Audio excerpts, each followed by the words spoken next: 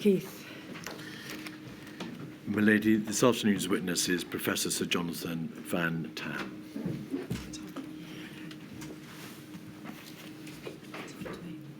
I swear by Almighty God. I swear by Almighty God That the evidence I shall give. that the evidence I shall give Shall be the truth. shall be the truth, The whole truth. the whole truth, And nothing but the truth. and nothing but the truth. Professor, and I'm going to call you Professor rather than Sir Jonathan, Of course. if that's acceptable. Could I ask you to give your full name, please? Yes, my name is Jonathan Stafford Nguyen Van Tam. Thank you very much, Professor. Thank you for attending today. We appreciate that you've been made to wait a very considerable amount of time. Thank you also for the provision of your witness statement dated the 8th of September 2023. There it is. All the contents, the full contents of your statement will, of course, be considered. It is a significant and substantial statement running to 146 pages. You are, by profession, an epidemiologist, a physician specialising in public health, mainly communicable disease control. Have you spent most of your academic career engaged scientifically on issues of epidemiology, prevention and control of respiratory virus infections and the like? Yes, I have. I started my academic career, I guess, in about 1991 and very quickly gravitated to the study of respiratory virus infections, but notably influenza, which has been the dominant public health threat from respiratory viruses for a very long time. And I found this area stimulating and stayed in that area all of my career. And as a result, Professor, are you the senior editor of the textbook Introduction to Pandemic Influenza? Have you published more than 200 peer-reviewed scientific papers, and you hold a plethora of degrees, diplomas, doctorates, fellowships and honorary fellowships? That's correct. All right. In terms of the positions that you've held, were you head of the Pandemic Influenza Office at the Health Protection Agency Centre for Infections between 2004 and 2007? Yes. You were, and you have been for a long time now, a member of you were a member of what was then the SPI, the SPI committee. You were a member of SAGE during the swine flu pandemic, is that Yes. correct? And were you the chair of NerveTag from its inception in 2014? For how long were you the chair? So NerveTag actually was the kind of successor to SPI. So it wasn't entirely a new committee, it was more kind of reformatted. But from its inception, which I believe was about 2014, through until the time when I became DCMO, at that point I clearly could not continue in NerveTag, which has to be a committee that is independent of government. And then in October 17, did you become the Deputy Chief Medical Officer, particularly concerned with health protection? That is correct. Presumably your portfolio has always been, and was while you were DCMO, a broad one. Yes, it's really covered all the infectious diseases, threats, bioterrorism and biosecurity. So very broad. And in the time that I have been in post, it's pulled in other emergencies such as the Novichok attacks, the monkeypox crisis, and various other things, but also including some kind of pharmaceutical pieces, for example, the shortage of EpiPens. Then in March 2022, did you relinquish your position as DCMO and then turn exclusively to the world of academia? Yes, I did. It was a planned move out of government. I was a full-time academic for another year, and I'm now part-time 1 day a week at the University of Nottingham and self-employed for the other 4 days. I'd like to ask you, please, firstly, some questions about the role of the DCMO and with particular regard to the fact that you were the DCMO concerned primarily with health protection. Is the role of DCMO and the role of DCMO for health protection functionally independent from government? Are you allowed to say what you want within reason and to express your professional views? So the answer to that is in several parts. Yes, absolutely. As a subordinate of the Chief Medical Officer, then I've been given the permissions of that office to be independent of government, and feel it depends on your Chief Medical Officer, of course, to a large extent, but feel that Sir Chris gave me very much a partnership of equals, gave me the opportunity and respected my professional experience, and gave me the opportunity to speak independently. That having been said, I do not think it would be right, and I'm a traditionalist who understands the chain of command very strictly. I do not think it would be right for a DCMO under any circumstances, other than the serious illness or death of the Chief Medical Officer, to start making comments that were particularly strategic or particularly wide-ranging in terms of their implications across government without a full and frank discussion.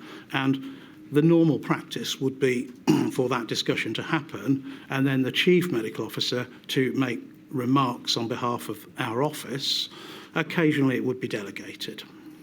So in that sense, Professor, you are accountable to the Chief Medical Officer. And is that why you say in your statement that you wouldn't issue a piece of advice, for example, to a core decision maker without first satisfying yourself that it was in line with the Chief Medical Officer's own views? Yes, it would depend on the subject. So, for example, if it was something quite technical on the aerobiology of respiratory viruses and droplet distances and aerosols, then of course I would just, kind of crack on with giving the advice in the interests of speed and efficiency of government. But if it was something notable or significant, it would only be right for me to channel that through the Chief Medical Officer. The evidence shows very plainly that during the initial weeks of the crisis, so particularly between January and March of 2020, you took the lead by virtue of your role as DCMO for health protection on the initial phase of the response to the pandemic. How did that come about? Yes, so that is basically business as usual within the Chief Medical Officer's office. We would not have expected Sir Chris to track all of the infectious disease happenings around the world. That would fall to me and whichever private secretary was looking after me. It would fall to me to make the liaisons with Public Health England and with the wider health protection community, for example, CDC in Atlanta. And then at a certain stage, if this was something more than the routine or the trivial, to then start to have a conversation with the CMO about that. So it came about because it was routine, I think, is the answer. Give us, please, also a broad idea of what your important position at that time comprised. You presumably gave a great deal of advice regularly to the Secretary of State in the Department of Health and Social Care, to DHSE junior ministers and to the DHSE itself. Presumably, you also were asked to respond to requests for advice from central government, from the Prime Minister and other ministers, and from officials in the central government machine, if I may call it that. So the answer is that a fair summary? The answer to that is really in two parts.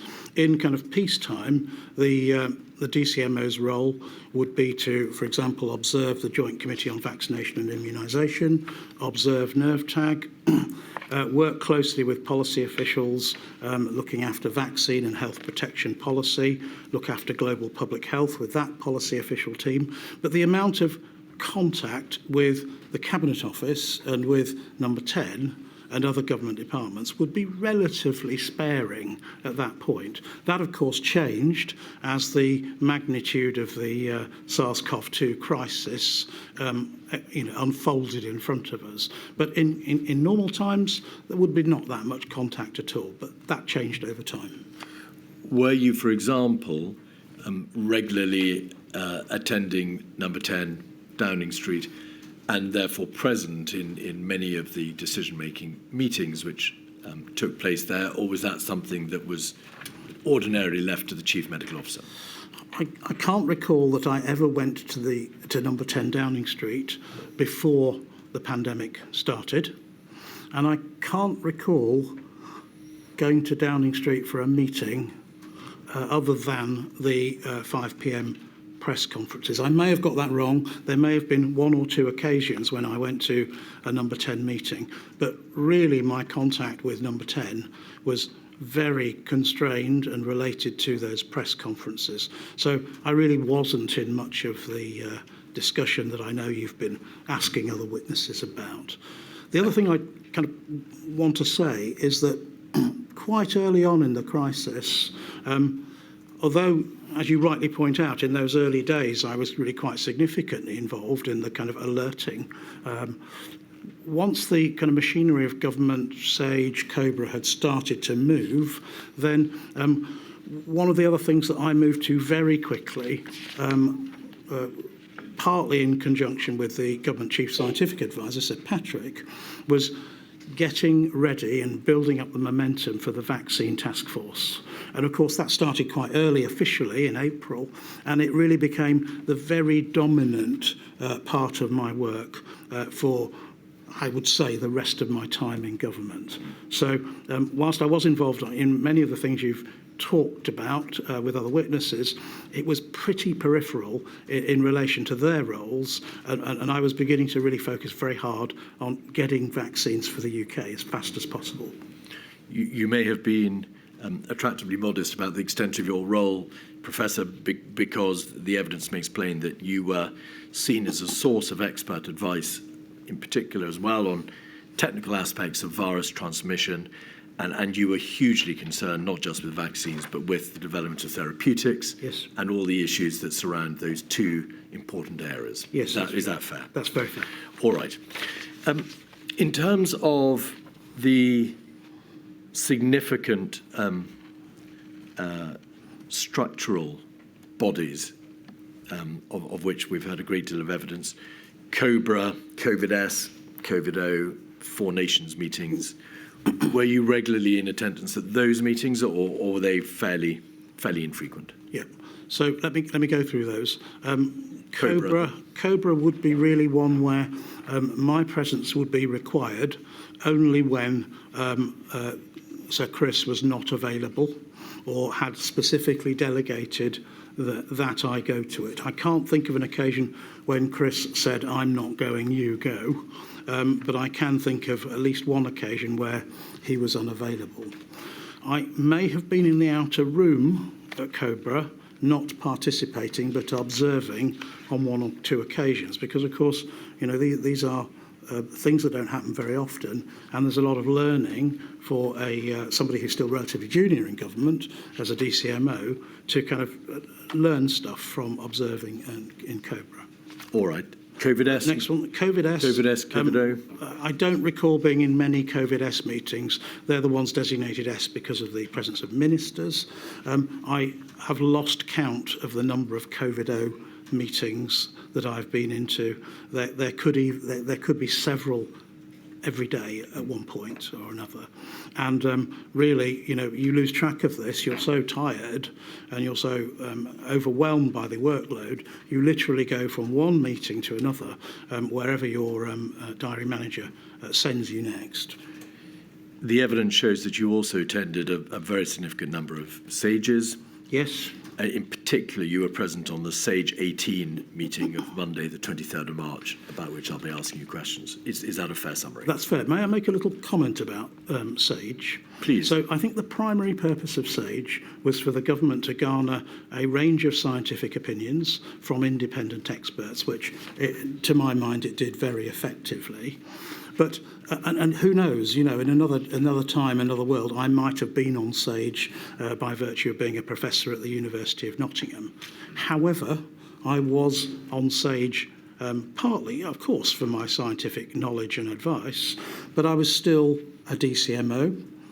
My boss, Sir Chris, was co-chair of SAGE, and it was important that those independent scientific voices were in the room rather more than a kind of, replay of the Chief Medical Officer Office opinion. So I would say that whilst I was certainly on SAGE, and I don't dispute any of the dates you could pull forwards about when I attended, I would say that my role was relatively muted, although I would say what I needed to say. Whilst on the subject of SAGE, Professor, you refer in your statement, or you use these words in your statement, that SAGE was strongly influenced by biomathematical modelers. Yes. What did you mean by that? I meant that their information in terms of providing reasonable trajectories and possibilities for what could happen as the epidemic waves of the pandemic played out, I felt that was really important, and I thought they had really unique skill sets. Now, the context to that, and it's very important, is that I can only think of 3 people who served on SAGE in 2009 during the swine flu pandemic, and again on SAGE this time, and that was Professor Ferguson, Professor Edmonds, and myself. So over that period, I had come to learn and understand and trust the outputs from the modelling groups. I was very reassured that actually what came to the table was a kind of consensus from multiple different modelling groups working independently across the country, Warwick included. And that's why I make that point in my statement.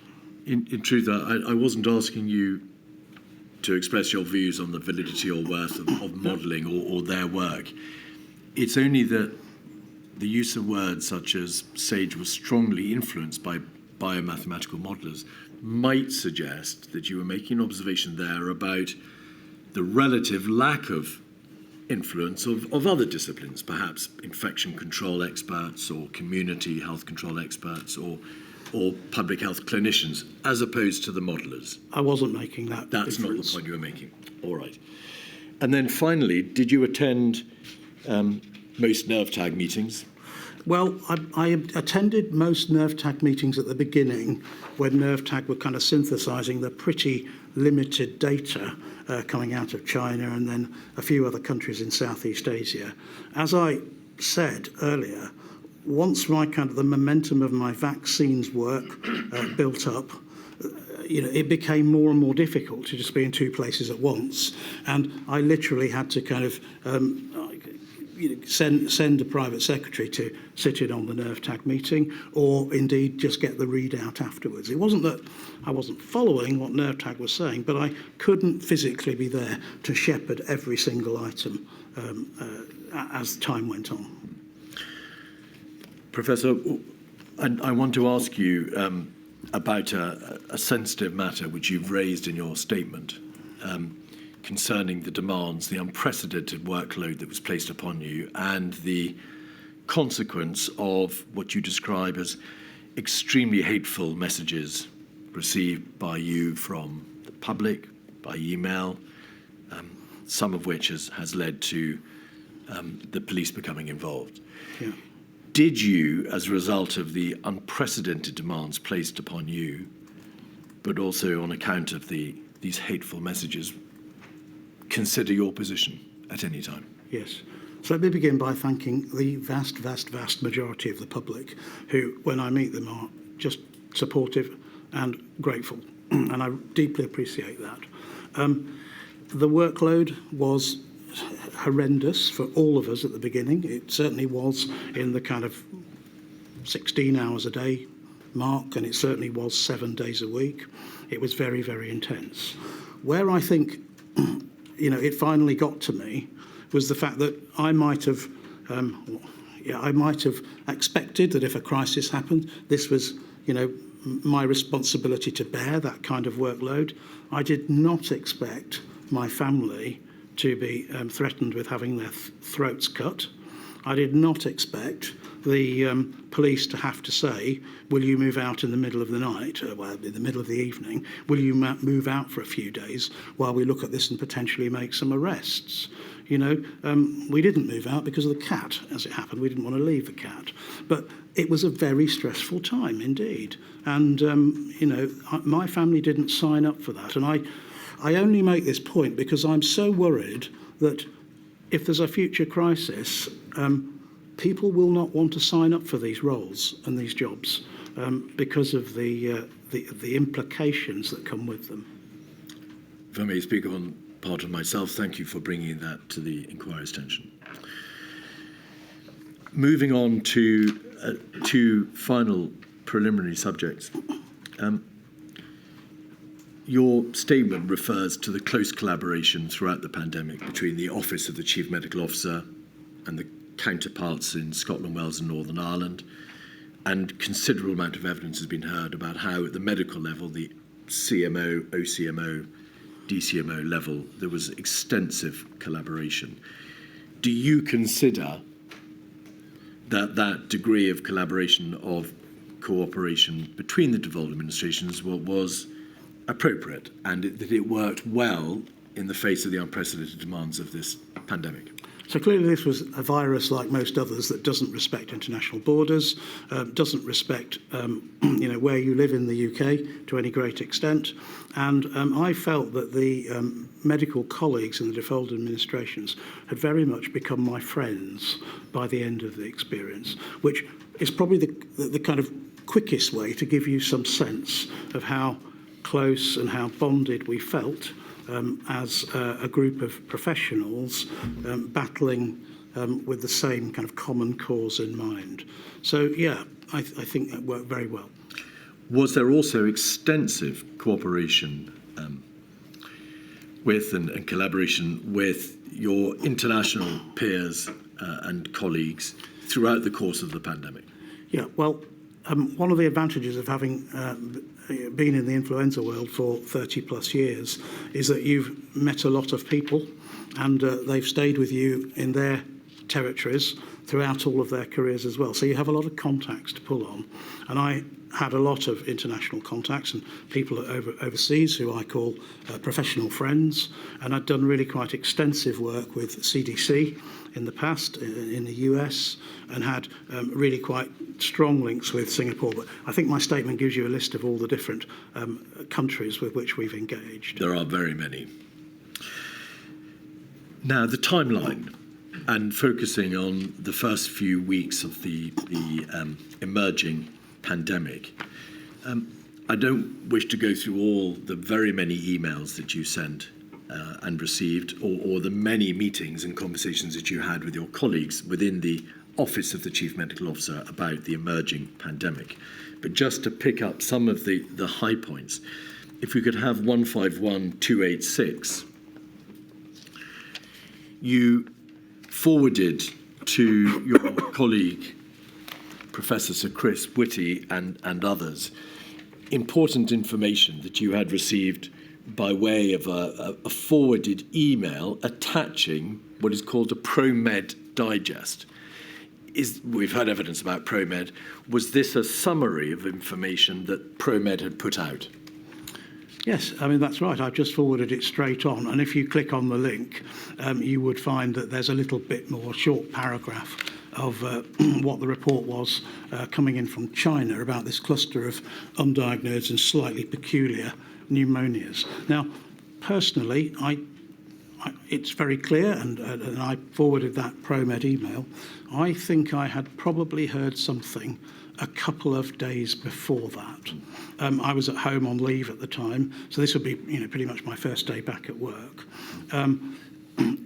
It didn't add information that isn't in the kind of ProMed text, but it was really around the cusp of the new year that this started to emerge. And it's common for me, if I see something that I think, ooh, yes, I just want to watch this a little bit more carefully, to forward that to my health protection policy colleagues, not to kind of get them terribly excited at that point. And as I pointed out, there's a caveat.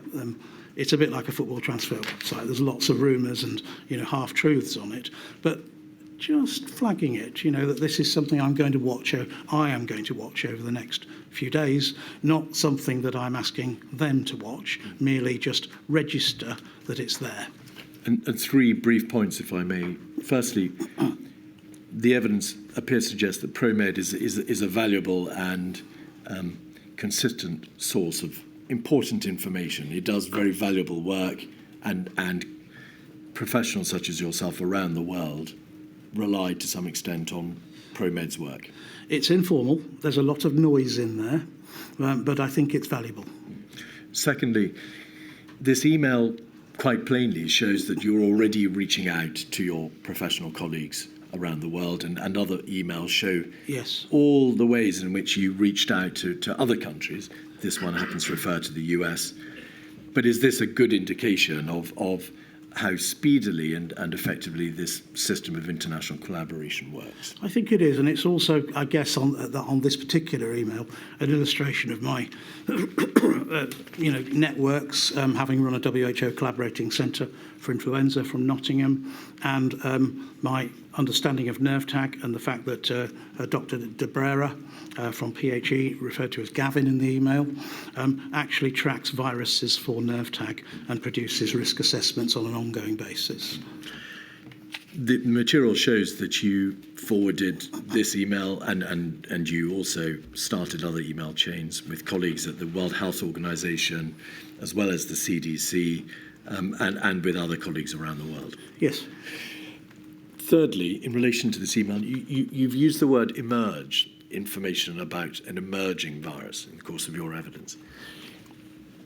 Subsequently, it became apparent, of course, that there had been cases in China. Yep. Genomic research has indicated that there had been cases in China for some time. Yep. Can we just make plain, or can you just make plain that this was the emergence, at least insofar as you were concerned and the United Kingdom was concerned, Yes. of this novel coronavirus? But that, of course, doesn't mean to say that there hadn't been a coronavirus circulating in China for some time. You're quite right, and you've picked me up on the word emerge, and I think that's a really good one, and thank you for doing that. I probably shouldn't have used the word emerge, because I think I'm kind of back transferring the fact that it was an emergent respiratory virus. This could have been a chemical pneumonitis. It could have been a cluster Could have been a chemical pneumonitis. It could have been a cluster of Legionella cases that was within a few days going to be very rapidly explained as something terribly ordinary. So you're right. And on the point about kind of the genomic sequencing, I'm not an expert in this area, but I gather that it is perfectly possible, according to the sequencing data, if you kind of back model it, that this virus might have emerged sooner than this report. On the 8th of January, 151293, having received information from the CDC, that's to say the Institute in the United States, you sent an email to your colleagues saying, I'd picked up a whisper from CDC that it was thinking novel, non-SARS, non-MERS coronavirus. This is what Professor Sir Chris Whitty and myself felt was most likely. And then in the penultimate paragraph, you say, good that there remains no known person-to-person transmission. Yes. Briefly, did you make that reference to person-to-person transmission? Because one of the most vital pieces of information in the early stages of responding to a possible epidemic or pandemic is to know the nature of the transmission between people and whether or not, of course, it's sustainable. Yes, absolutely. And just to qualify, good that there remains no known person-to-person transmission doesn't mean there is none. It means that there are no credible sources or descriptions of person-to-person transmission on the date the email was written. Yes. 9th of January, 236466. On pages 2 to 3, in the middle of an email string, You say in the first paragraph in your email to Chris Whitty, notably 0 reported case fatalities so far, though 7 of 59 cases with severe disease is a significantly high 12% case hospitalization rate. In my view, such that established person-to-person transmission would cause serious hospital surge pressures on a par with severe pan-flu virus. So, without going into all the many issues or questions that sentence gives rise to, can I just focus on the significantly high 12% case hospitalization rate? It's not possible, is it, to know from the number of people who are hospitalized or who may die from a pathogenic outbreak, the full extent of the outbreak, because that doesn't tell you how many people have got mild symptoms or no symptoms, and therefore constitute the body of the iceberg. Correct. Yeah, and all we can go on at this point and be very clear about is that these are very small numbers. These are 59 cases. We don't know what the level of case ascertainment is in total, but in a kind of worst case scenario, if these were genuinely the 59 cases, then 12% of them requiring hospital care is not insignificant. It tells you a lot about the possible severity of the virus, and it indicates something, because if you've got a large number of hospitalizations,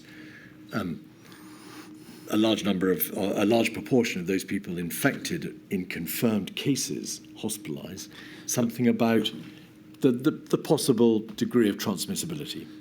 It could do. It doesn't really tell you anything about transmissibility.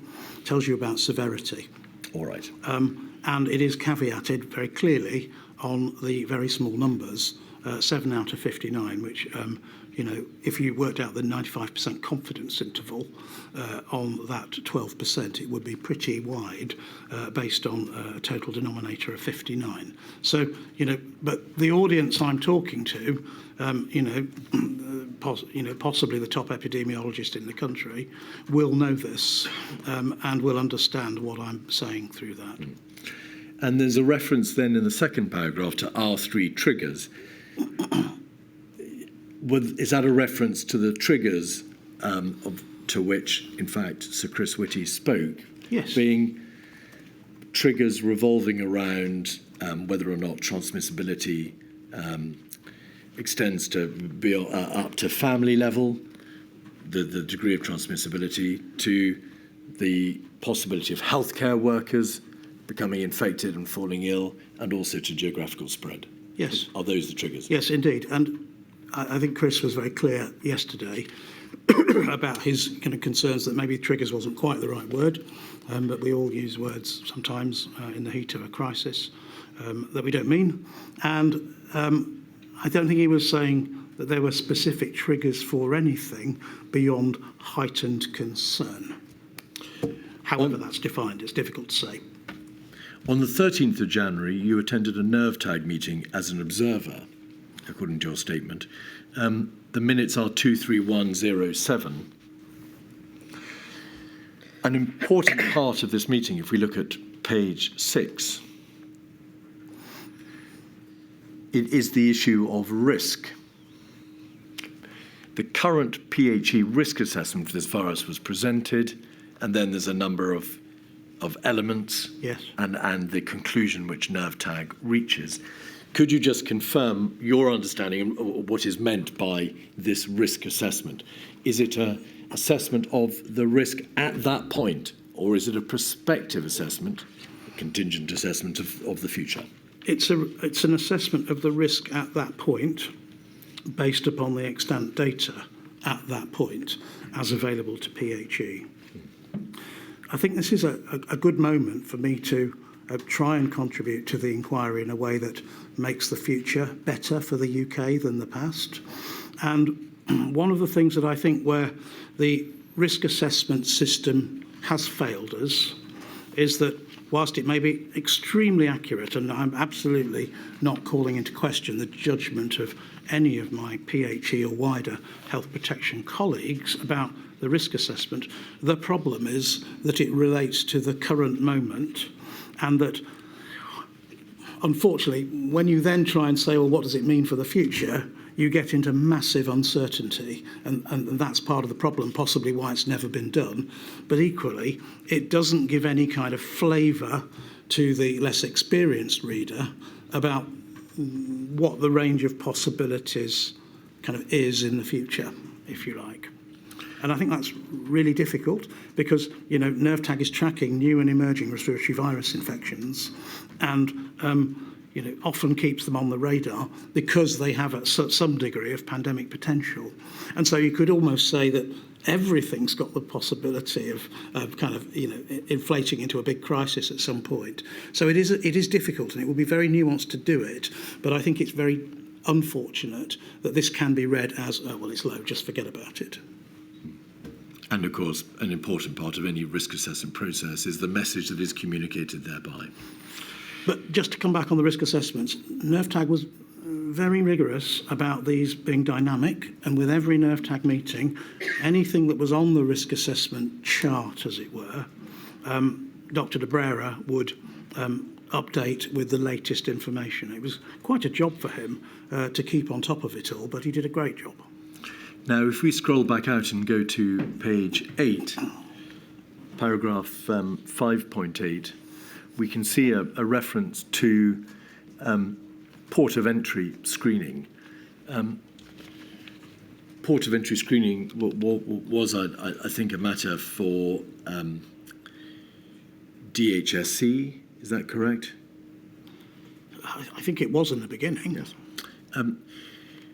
NervTag noted that the body of scientific evidence and previous experiences indicated that port of entry screening has very low efficacy and the benefits very unlikely to outweigh the substantial effort, cost and disruption. Yes.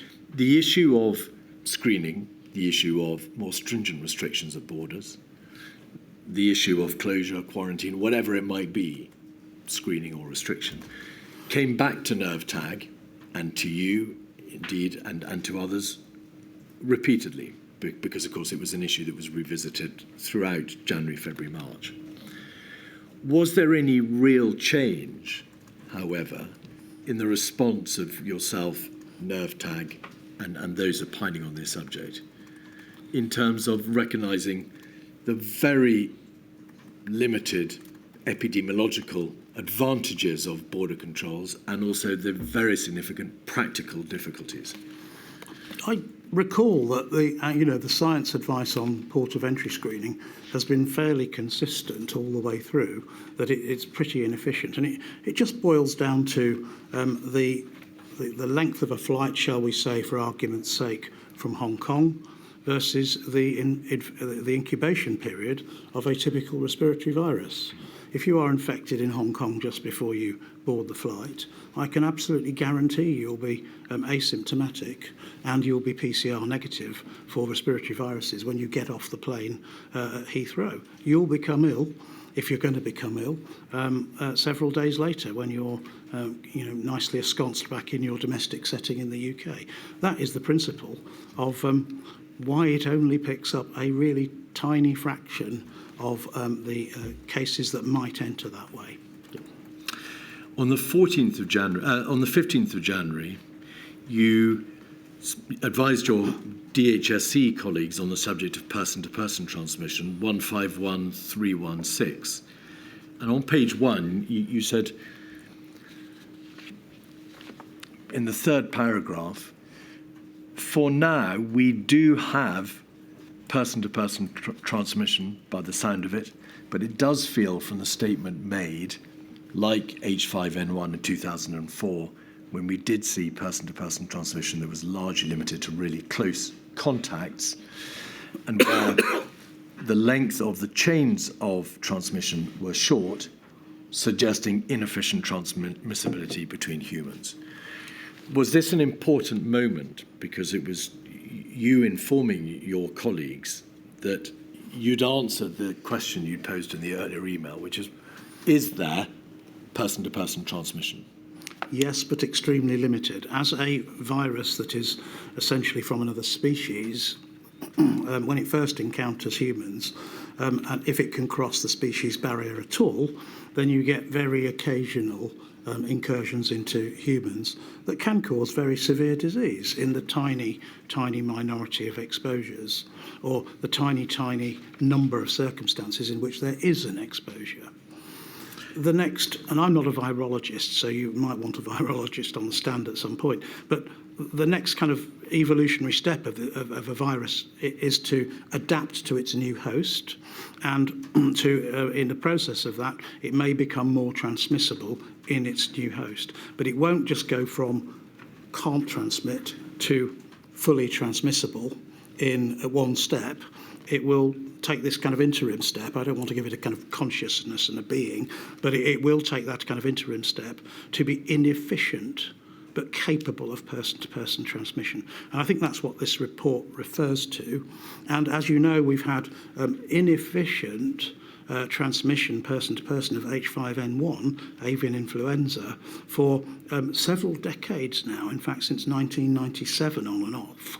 And that virus has not produced a pandemic. So this is not an interpretable signal that, that Armageddon is about to happen. Nevertheless, your statement, Professor, states that on the 16th of January, you first became seriously concerned about the threat that this virus potentially posed to the United Kingdom. Yes. And you say this: by that date, it was clear that this was a novel coronavirus. It was fairly clear that human-to-human transmission was occurring. And my view was that this would be a significant pandemic. And before you answer, elsewhere in your statement, you use similar words, but you emphasise that we would experience a severe pandemic in the United Kingdom. Yeah. So may I just ask you, firstly, what did you mean by would? Did you mean we might, we may, or we will, or something in between? Okay, let me just answer that particular point there. When I wrote the word would, I can't put myself back, in that time and say what was I thinking when I wrote would.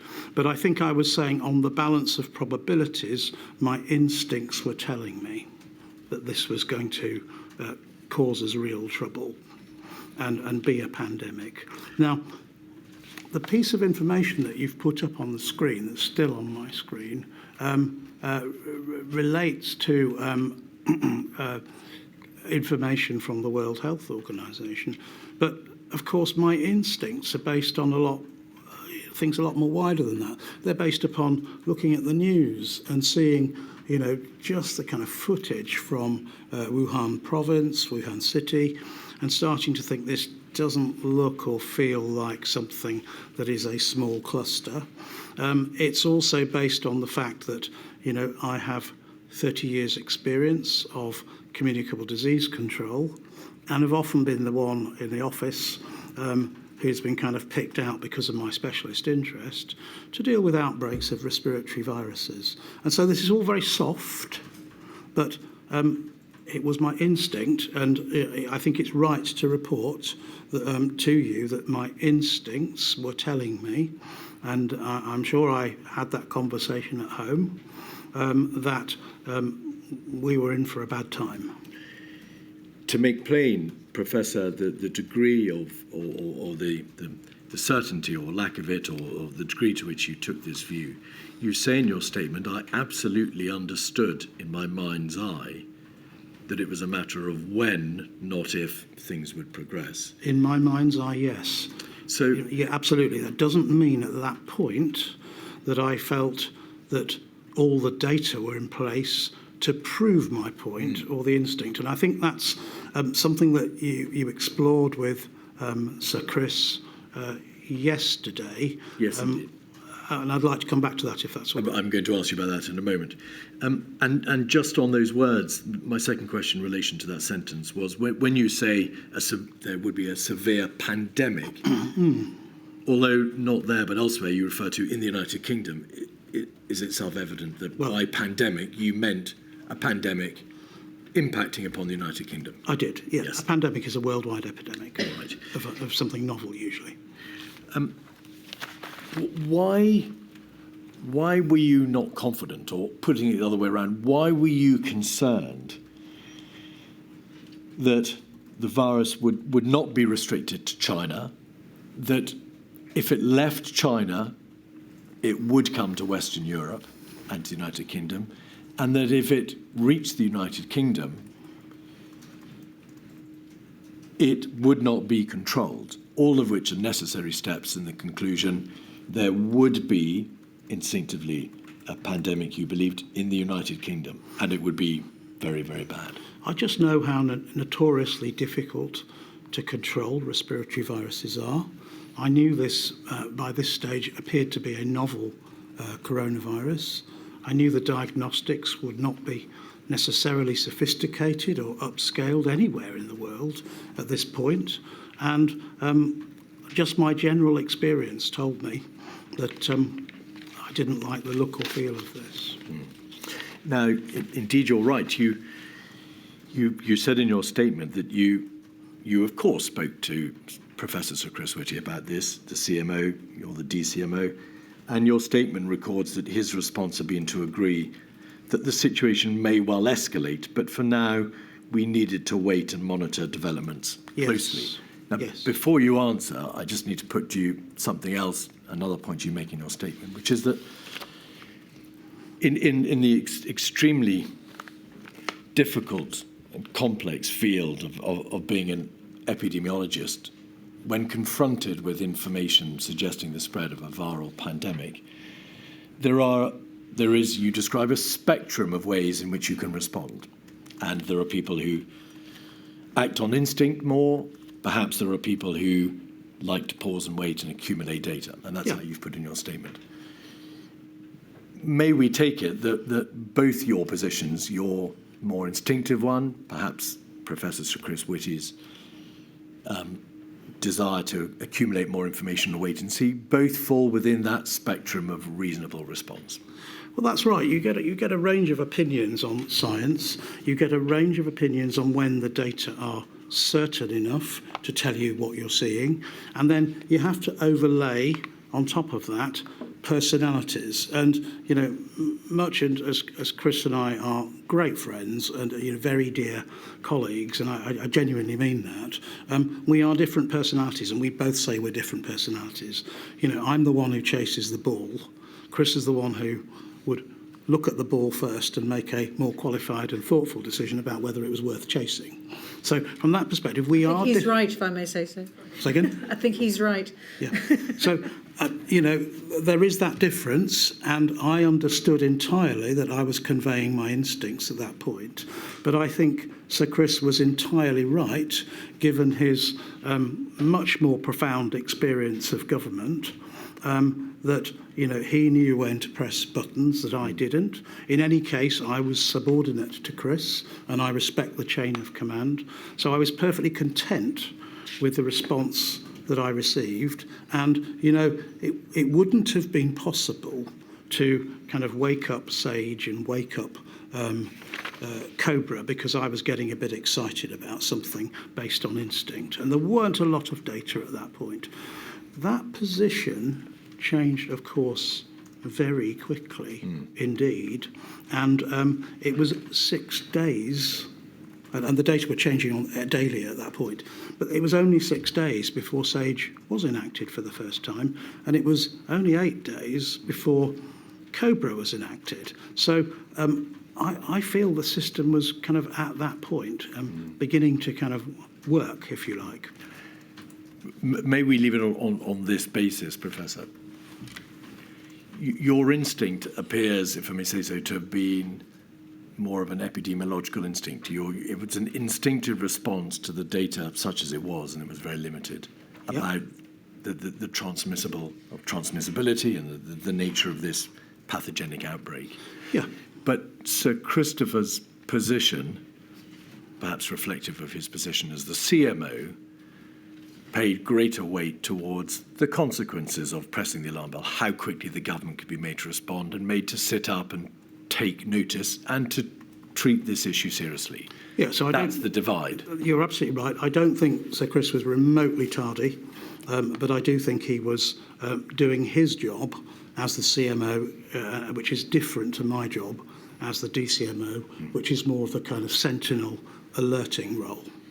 Well, to be fair to Sir Chris too, I mean, you're not going to get any government to move on the basis of Professor Van Tam's instincts, are you? No, absolutely not. Absolutely not. And I didn't expect it. I was just, we have a very open office. We say what we think. We talk to each other as professional colleagues, and Chris has made that very clear that we professionally, that's how we should be. And so it's a safe space to say, look, I've got a bad feeling about this. And did you say earlier you were involved in the swine flu Yes. response?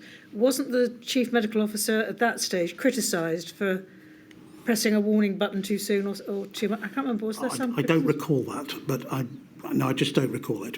I couldn't comment. Evidence has been received from other scientists and epidemiologists to this effect. Because of the characteristics of a viral pathogenic outbreak, viruses can explode, they can move extremely fast. There is a premium on speed of reaction, because once you get behind the response curve, you can find yourself very quickly in very deep trouble.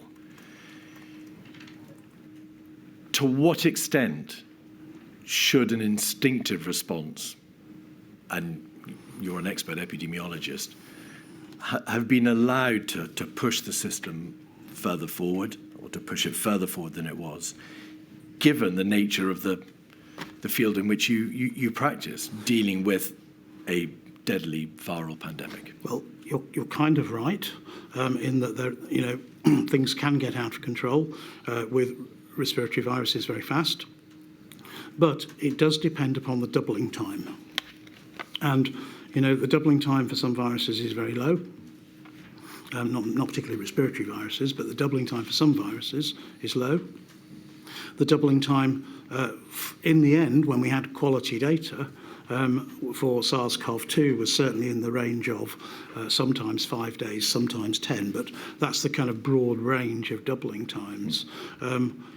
So, yes, there's a point about moving fast, but you've got to understand the doubling time before you can know just how much of a hurry you're in, and we couldn't do that at this point. Right. There's a secondary point that I think is really important for the inquiry globally in terms of the interpretation of data, in terms of what was coming in from the surveillance system and when and how people acted.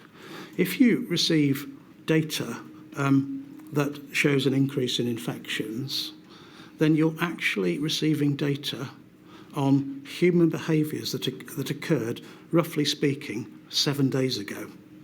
And you have a question mark about what happened in the interim 7 days. If you receive data on hospitalisations and they look a bit kind of a bit fruity, then you're actually receiving data on exposures to the virus that occurred probably 10 to 14 days ago. Because we know with SARS-CoV-2, you're not admitted to hospital the moment you get SARS-CoV-2. You're admitted when you become breathless, 5 or 7 or even 10 days later. And this is why it is so vital with viral pandemics, viral pathogenic outbreaks, not to fall behind the curve. But it's also why you're always working with one hand behind your back, tied behind your back, because the data you're receiving on cases and hospitalisations pertain to exposures that aren't, by that point, historical. There is always a time lag in the information. Indeed. That is absolutely required to be able to react. And I wanted to land that point, so thank you for that. In your statement, you say elsewhere that moving on now, and the government machine having been woken up, and numerous COBRA and SAGE and NervTag meetings having taken place, by February half term, you believe you understood that the virus had actually been present in the United Kingdom for several weeks before that. Now, evidence has been received by the inquiry to the effect that indeed there were hundreds, perhaps many more, seedings in the United Kingdom throughout the February half term. So in a broad sense, you were, if I may say so, absolutely right. But by the middle of February, what view, if any, had you reached, the alarm having been raised, as to the speed with which the government machine as a whole was responding?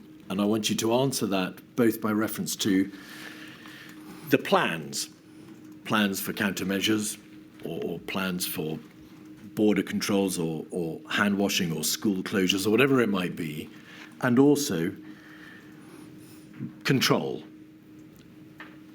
Was there a sufficient understanding of the practical limitations of control measures? Sir Chris Whitty has said he was under no illusions that control measures would by and large be effective because there was no test and trace, scaled up test and trace system. So were you concerned by mid-February at the speed of process, the speed of progress of the government, or were you content with the reaction? Look, the data were getting worse with each passing SAGE meeting, and I think the minutes of the SAGE meeting speak to them for themselves on that. The situation was not improving in terms of the data that NervTag were looking at. I knew that SAGE was properly engaged by this point. I knew that the outputs of SAGE were feeding into central government. I didn't really have any sight or visibility of what was going on at that level. I'm afraid I can't really answer the question more than I have. No, it's very helpful. Do we take it, therefore, that you weren't privy, for example, to the plans coming out of the Civil Contingency Secretariat on the 28th of February, or the debate on countermeasures in SAGE on the 24th of February? Those weren't matters with which you were concerned. I can't recall which SAGEs I was in or not, but if I was in a SAGE, then I would a part of a SAGE because I had other meetings as well. But I will have been witness to those, but I certainly wasn't present when those kind of discussions were taken back in to Cabinet Office or Number 10 to understand, what their kind of official and political response was starting to be.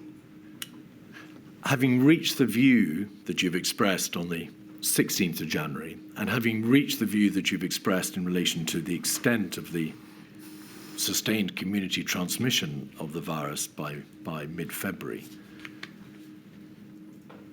did you reach a view as to the timeliness or not, absolutely open-ended, the timeliness or not of the countermeasures that did in due course come to be imposed? So the measures of the 12th of March, the 16th of March and the 20th of March. So it won't really surprise you that I'm pretty aligned with Sir Chris on this.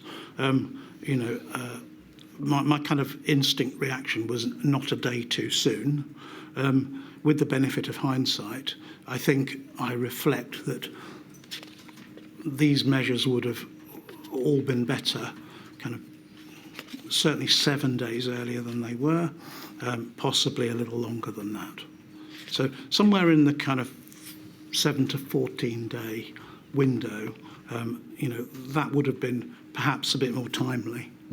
And is that a reference to all the countermeasures, so those on the 12th and then the 16th and the 20th, and then ultimately, of course, the lockdown 23rd?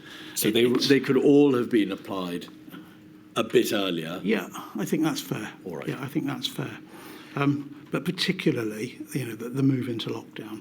But I do appreciate that there were things going on the weekend before which made the data look suddenly much worse than they had previously looked. So I think, there was an element of a change there that really kind of galvanised hearts and minds. But not a change that, in fact, sweeps away your observation or your assessment that it could all have been earlier. Yeah. Yeah. If you had any of the measures short of the mandatory lockdown imposed earlier in the 7 to 14 days, in your expert opinion, was there a chance we could have avoided the mandatory lockdown, or is it impossible to say?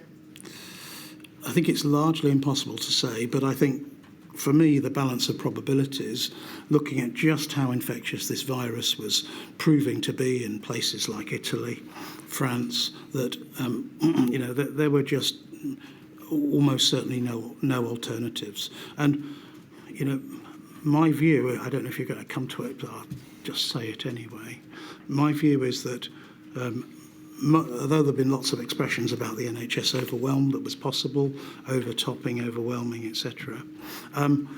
My view is that we were, as is the same as Sir Chris, that we would have first run out of high intensity care beds, and it is possible within a couple of weeks, if we had not acted when we did, that we would have reached in a position where the number of people requiring admission with COVID, severe enough to warrant hospital care, could not have been admitted, with some, pretty awful potential considerations at that point. Since you've gone there, we've gone slightly out of the chronology, but that's no bad thing, Professor. Could I ask you to look at a SAGE meeting of the 23rd of March, of course the date that the mandatory stay-at-home order was imposed, 129072, because in fact you were present at that SAGE, you may or may not recall, 129072, and at paragraph 7, these words appear, or rather perhaps let's start at 6. The NHS is surging bed capacity over the next fortnight with a focus on London. The data suggests that London is 1 to 2 weeks ahead of the rest of the United Kingdom on the epidemic curve. Case numbers in London could exceed NHS capacity within the next 10 days on the current trajectory. Yes.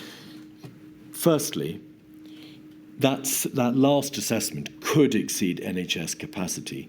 Was that premised upon no further lockdown or no further stringent measures being imposed, and therefore reliance upon the measures from the previous week, that's to say the 16th and 20th, or case numbers could exceed even if we do impose the mandatory stay-at-home order?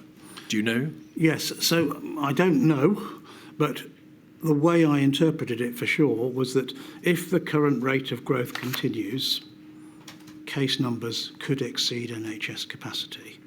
Now, NHS capacity has to be something that is a little bit fluid in terms of regions. London was ahead of the curve.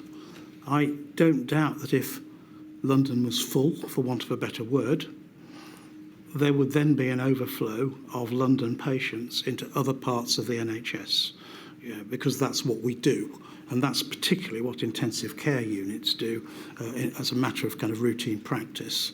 And that has implications for places not in London and further out of the city who are behind the curve, who essentially, because people don't go into intensive care and come out the next day, they certainly weren't doing at this point, that has implications for kind of whether the remaining capacity in the regions, for want of a better word, and I'm quite sensitive about this because I live in the regions, I don't live in London, what that does to the remaining capacity. So exceed NHS capacity is possibly a slightly loose term because you can kind of sleep out by region, but it still has implications for the totality of the NHS bed capability. The material around this time uses, as you've already identified, a number of different ways of describing the impact on the NHS. Overwhelming, overtopping, exceeding capacity, straining the surge capacity, and so on and so forth. Is this the position, as you understood it at that SAGE meeting? There was no hard data saying there is a stop point, a hard date by which the NHS will be broken, but that instead, if the epidemiological trajectory or curve continues in the way that it has, it will inevitably be broken at some indeterminate point in the future. Is that the nub of it? Yeah, so hard stop's a really kind of bad expression for the reasons I've given, that, you know, if you're short of capacity in one area, you kind of move out and ship out and sleep out into the other areas. But you know, the NHS is nevertheless finite in the number of staff and the number of beds. And so I think that's right. I think that's the correct yes. analysis. You did say something else, and I've forgotten it. No, I think that was all I said. Okay. And secondly, obviously on that 23rd of March, only a few days had passed since the measures had been imposed the previous week. Yes. On the 16th and then the 20th. The household isolation, the individual isolation, then the household isolation, then the request that all non-essential businesses and travel stop, and that people endeavour to stay at home. What was your understanding of what the likely impact of those measures was in terms of the R figure? Because as Sir Christopher has explained it, it's not that government was grappling with absolute data as to when or how the NHS would collapse. It is just that if the the reproduction figure was not brought below 1, the exponential growth would continue, and that point would inevitably be reached. What debate was there about giving more time for the measures the week before, time to bed in, and for the the R figure to come down, in the expectation or hope that it would come down before that future date of collapse of the NHS would be reached? Well, if you enact measures on, say, the 20th of the month, then you if everybody complies with the measures on that date, you change exposures from that date. You therefore change case incidence, shall we say, 5 to 7 days later, something like that. So you don't see the impact of that. You then don't see the impact of those new cases for another 7 days until they require hospital care. So that kind of takes us into quite a way into the next month. And by the exhibit you've just put up, the doubling time for intensive care unit patients at this point was estimated to be 3 to 4 days. So how can you wait to see the results of those measures when you're in such a kind of difficult position in terms of bed number doubling? There was nevertheless some way of assessing compliance or the reaction to or the response to those earlier existing measures, because there was some information at the weekend about levels of compliance. And you recall the fact that the press and the television showed large numbers of people attending national parks over that weekend. So there was data about that. Is therefore the position that the quandary the government was in this, nobody could say for sure what the impact had been or would be of the existing measures. No one could know for sure because, as you say, it would take days, if not weeks, for the impact to become clear. What, therefore, the impact would be, and that was an unconscionable risk to run. If you don't know what the beneficial impact had been of the week before, you cannot continue on the basis that you've just got to hope it will work, given the characteristics of the viral pandemic. So I understand the question entirely. What I don't think I can do is give you the kind of technical answer you require, which I think the modellers would need to give you about what their views were about the likelihood of those phase 1 measures, if that's the right word, having the desired impact. I wasn't close enough to it at that point. I don't wish you to speak on behalf of the modellers. No, and I can't really give you an answer then. But was this not a debate that was taking place within SAGE on that day? How do we weigh up the prospect that the phase 1 measures are going to work to get us out of the hole against the risk that if we don't act now with further more stringent measures, it'll be too late? That's the crisis. That's the dichotomy. Yeah, I've pledged to be truthful, and I will, and I can't remember. All right. Can I now raise just some other separate, disparate areas? The Coronavirus Action Plan of the 3rd of March. Yes. Did you have a hand, Professor, in its drafting or its promulgation?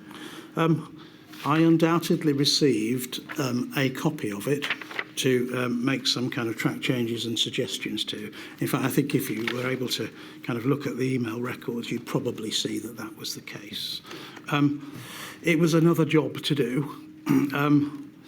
I was rather more focused on specific jobs I had to do connected with fighting the virus than writing a glossy pamphlet about how I was going to play my role in it, or how the government was going to do it.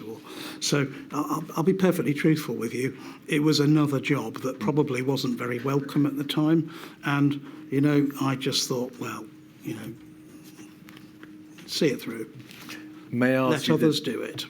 May I ask you this? You've told us how you'd already reached the view in mid-February that Yep.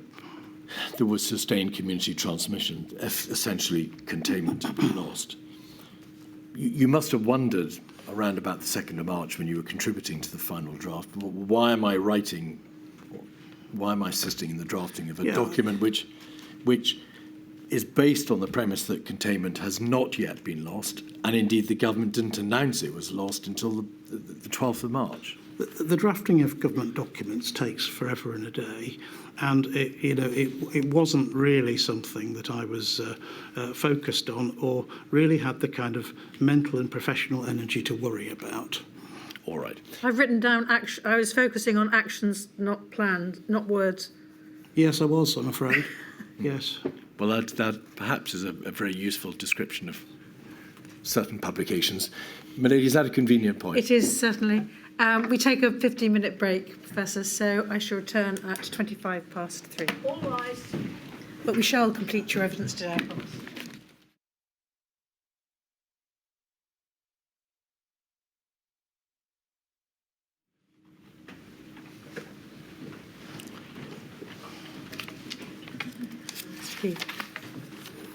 Professor, mass gatherings.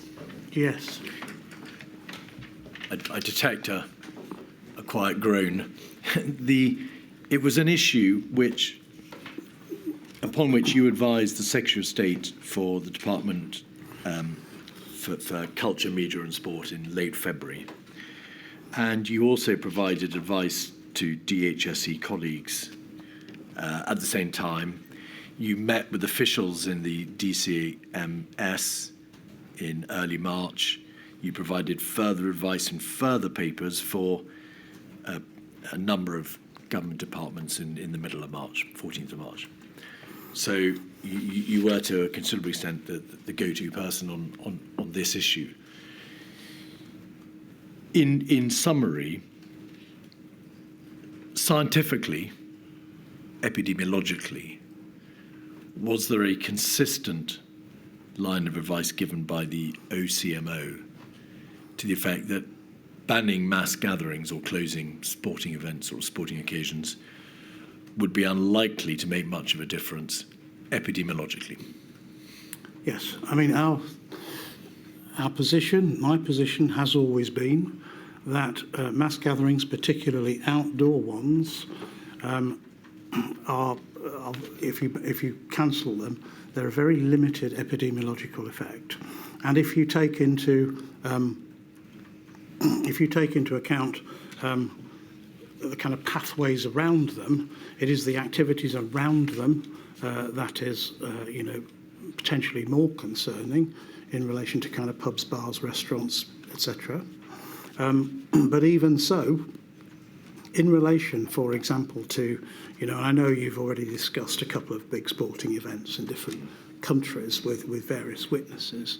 In terms of the kind of totality of movement between countries, the effect of kind of cancellation of these events is really epidemiologically quite small. I have also heard Sir Chris's comments, and I have to say I think he's got a very valid point that there is a political layer above this around the optics and what the continuation of mass gatherings means, signifies to the public. because, when the football's over, there's not much left to do in life, as it were. So from that perspective, Well, I have to interrupt you there, Professor. That is your personal view. Yes, indeed. Yes, but the point is, it's very symbolic for a lot of people what these math gatherings are. And I think Chris summarised it very well. I don't think I can add to that. Can I just ask you one extra question for that? I think it's something Mr. Weatherby was asking about earlier. And that is, but what if your football match involves a whole bunch, thousands of people flying in from another country where there is a hotspot of infection? Or hotspots of infection? So that partly depends on whether there are lots of other people coming in through kind of routine tourism and so forth from that other country. And it really depends upon whether you have a belief that the virus is already seeded here in the UK, and whether that additional movement would really be an amplification in relation to what is already going on under the surface in your own country, particularly in those kind of early months when we know we couldn't test at the capacity required to understand the UK case burden. I'm no scientist, but aren't you just raising the risk? It's not going to help matters? I think it's perfectly fair to say that it won't help matters, but equally, it isn't going to it just isn't going to have a significant negative impact either in relation to the totality of what else is going on. So it's back to this point that I think it's always very difficult in this space to separate out the optics from the actual epidemiological effects. But I can recall emails from other experts. I think Professor Ferguson, Professor Edmonds, also agreeing that the effect of mass gatherings is Professor very slight. Ferguson, in fact, was asked to advise specifically on this point, and we've seen the evidence. Yeah. But just to conclude this subject, Professor, when you say political and you refer to the optics, do you mean, in fact, that in terms of the public health message that went out, the continuation of mass sporting events was, with hindsight, ill-advised? It just sent the wrong message. It was unhelpful. You can't talk about closing primary schools and allow sporting events to continue, can you? It was unhelpful. All right. And then, secondly, just on the epidemiological side, that there's some suggestion in the material that whilst it's clear that outdoor sporting events epidemiologically are insignificant because they're outdoor, there may have been an underestimate of the epidemiological consequences of queuing to get into games, or perhaps using public transport or the use of trains. And as my lady has observed, that's one way perhaps in which people may be coming together to go to a game, and therefore there was an epidemiological risk there, which perhaps wasn't fully appreciated at the time this advice was given. Whenever you get people gathering together in conditions of close contact, low ventilation, with this virus, you're likely to get transmission. The however many tens of thousands one could get into a stadium will be dwarfed by the however many millions that are gathering in pubs to watch it on Sky TV. So, there's a broader context here of what the sporting event generates in terms of people coming together, quite often to drink alcohol, which we know reduces social barriers, to observe a sporting event. Indeed. The easing of restrictions. Yes. On the 26th of May, you contributed to a joint letter to Simon Case, the then permanent secretary in number 10. Could we have 69418? Yes. In essence, in general terms, you and your colleagues were writing to the government to say this. You're aware that different government departments are eager to restart their industries. You're obviously acutely aware of the damage and harm that is being done to the health and welfare of societies by virtue of the restrictions. But you nevertheless felt it important enough to warn that the combined effect of seemingly incremental and narrow easings raised essentially an intolerable risk that the R reproduction number would run out of control again.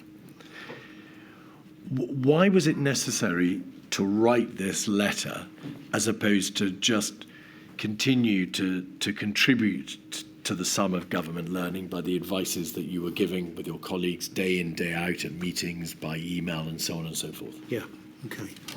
So the actual restriction, the easing of restrictions that was happening on a piecemeal basis, government by government, department, kind of setting by setting by setting, and it was relatively easy to justify for an individual setting that this was kind of okay to ease restrictions. However, when you put all of those together, there was a risk. Your words were intolerable, they're not mine, but there was a risk that this would all go too fast. Well, you say severe risk, if I may observe, of a second. Intolerable's not a word I don't think I use. All right, well, a fair word. But there was a risk that this would all go too fast. And there was a risk that we knew there would be further waves of infection. Epidemiologists knew that at some point. There was a risk that if you kind of let it go, let it kind of rebuild and get a lot of momentum, you would then enter the next wave from a fairly high level and therefore have less warning and therefore with more consequences. So that was the kind of science reasoning behind the letter. Why the letter rather than just continuing to cooperate? And I think that was about, certainly for me, and I can only speak for my signature on the letter, I wanted to leave a mark in the sand here. Why was it necessary to leave a mark in the sand if you were, as you were, of course, the DCMO, giving advice on a daily basis to government with your colleagues? Because people like you have come back to it now, and it's kind of on record that I was concerned enough to write a formal letter to the CABSEC at this point because of those concerns that I've already relayed to you in the room. But they were concerns that you would have been ordinarily expressing in the course of your day-to-day meetings, because all of you were exclusively concerned, of course, with the pandemic and with the easing of restrictions and the debate that was going on. But sometimes a letter is needed. Why was it needed? As I said, to lay down a trail in writing that was incontrovertible, that we wanted to say that this needed to be taken very carefely. If that suggests you didn't think your oral advice was being taken sufficiently seriously. I think it could partly suggest that, but it could also partly reflect the kind of fragmentation of decisions across different sectors, and therefore possibly the CABSEC, not being an epidemiologist that I'm aware of, not being able to crystallise the net result of those individual sector liftings and frame that in terms of the national epidemiology. So, I don't think it was because we kind of felt we'd run out of road in terms of, getting traction with officials from other government departments, not at all. But I just think it was more about the totality and somebody who's responsible for the totality actually being presented with that concern. Professor, it is common ground, it's well established that as these things go, the level of prevalence remained relatively high, or at least not very low, throughout the course of the summer months. We came out of the restrictions with the prevalence still at a relatively significant level, and that didn't change. Then in September, there was a debate, which we're not going to go into, about the necessity for circuit breakers, then the introduction, or instead of a tier system in October, and then ultimately the lockdown in the beginning of November. Yeah. In general terms, do you assess that this warning, which is what it surely was, because the last paragraph shows what might happen if control is lost, was generally heeded? You know, I suppose the epidemiology really just speaks for itself at this point. But could you tell us, please? Yeah, you know, it was clear that we were losing control of the virus bit by bit through the autumn again, and it was clear that the tier system, to my mind, was not working efficiently. That isn't to say that theoretically it couldn't have worked efficiently, but there were just too many delays in implementing tiered restrictions. Those on top of the fact that your data you're dealing with, again, and I go back to the point, reflect exposures 2 weeks before, or at least a week before. So, you know, you're already kind of, you know, dealing with yesterday's data, trying to make decisions. So, and the tier system just seemed interminably slow between a decision and the negotiation on the economic packages to enable it to happen. And Can we just focus on that for a moment? And, Yeah. and could you just further explain that observation? The evidence is that in the October tier system, not the December one, but in the October one, there was a process by which local authorities who were subject to higher levels of tiering could Yeah. negotiate financial packages. I believe so, yes. Was your concern that there was a delay built into the system between the moment at which the joint biosecurity, the joint biocentre would advise that a particular area had to go epidemiologically into a higher tier, Yep. to the point at which it was actually ordered because there had to be a process of negotiation in the middle? Yes. All right. And then because of your point about the importance of not falling behind the curve and not knowing what the data in fact shows because the data is Yeah. a bit old, that gave rise to a very real problem. Yeah, and the tier system led to some other problems too. For example, Liverpool did really well at one point and managed to kind of significantly to kind of turn their numbers down. Manchester got into more difficulty, but there were widespread reports of people from Manchester going to nightclubs in Liverpool to circumnavigate the kind of geographical boundary of the tiers. So at a practical level, I think it was very difficult to kind of make it work, and it probably looked better than it really was, which is why I just don't think the tier system served us very well at all. You focused on the events in October, Professor. My question, in fact, was designed to elicit from you an answer as to the general governmental response from the time at which you sent the letter in May. Was the reality that the warning was not heeded to this extent? Control of the disease was lost. The steps taken by government in September, by way of the decision not to impose a circuit breaker, the decision in October to have the tier system that you've described, failed to do that very, failed to perform the very aim, the strategy which you had identified as being necessary to ensure that there wasn't a new loss of control and a new second wave. Yes, that's correct. All right, thank you. Eat out to help out. Yes. Did you, Professor, were you consulted on that scheme? We've asked the same question of Sir Patrick Vallance and Sir Chris Whitty. Were you involved in that? Absolutely not. The first I heard about it was Think on the TV.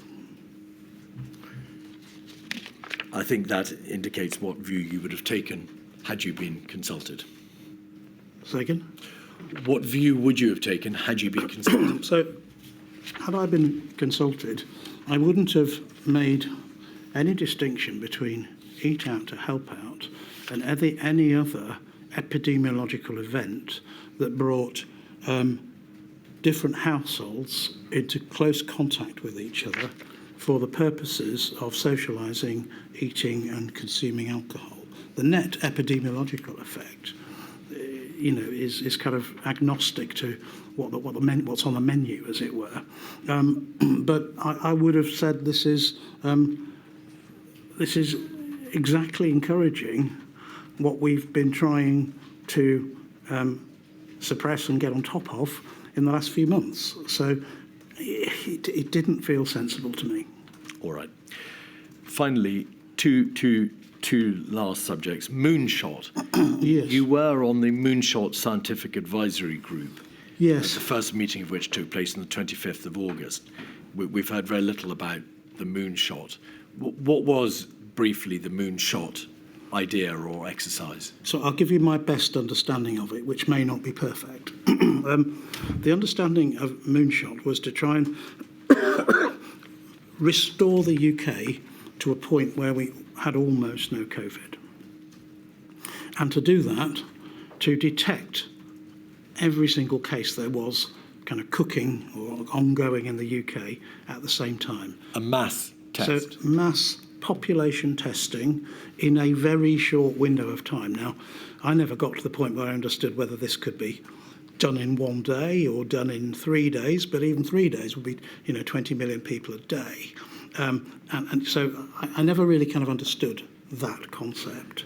But it didn't make any epidemiological sense to me, because let us say that your testing day was Monday. Yeah. For a whole swathe of the Yes, population. for a whole region. group of people. Yeah.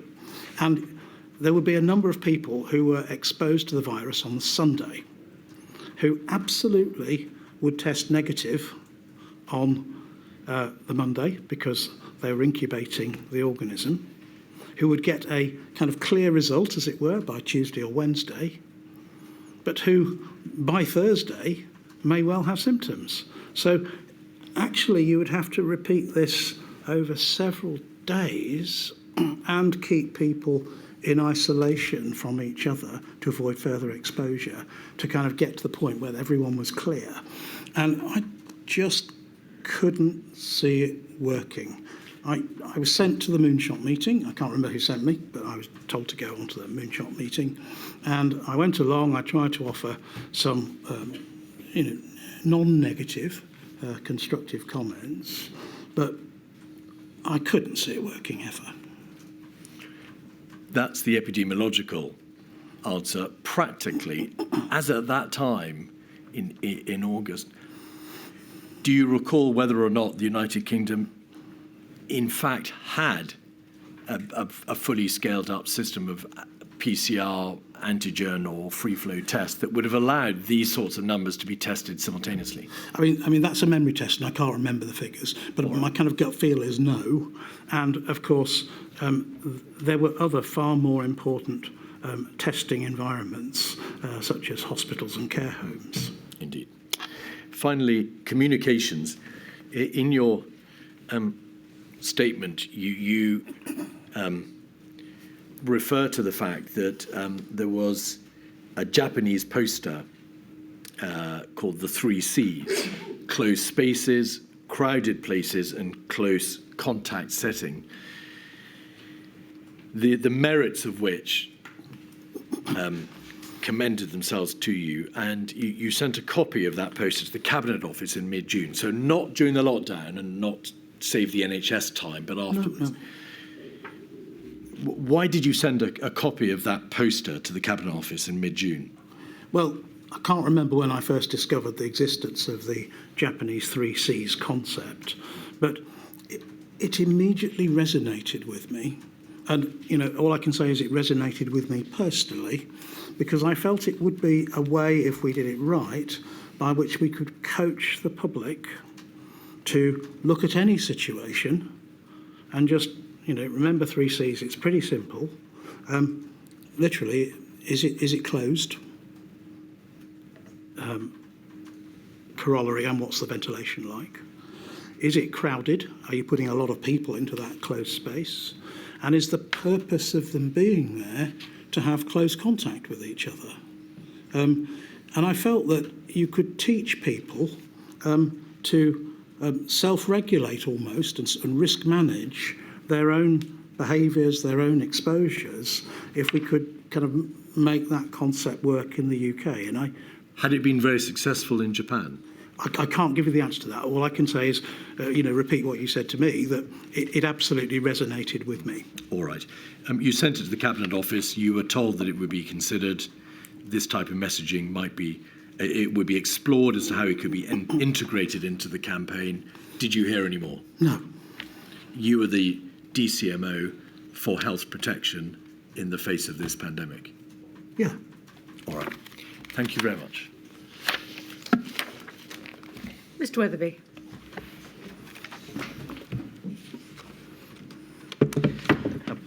Professor, I ask questions on behalf of the COVID bereaved Families for Justice United Kingdom. Represents many bereaved families across the United Kingdom. And for the purposes of the questions I'm going to ask you, it's important to record that some of them are bereaved of healthcare workers, and some of them themselves were healthcare workers during the pandemic, including on COVID wards.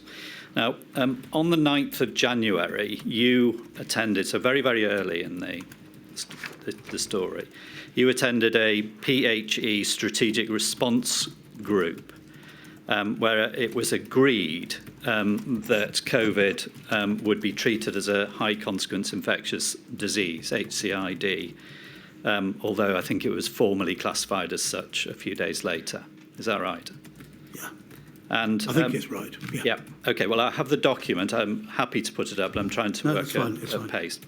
The minute of that meeting, I'll give the reference for the record. It's 119453, and the minute records that it was recognised that COVID, like SARS, was a virus with, quote, higher airborne transmissibility.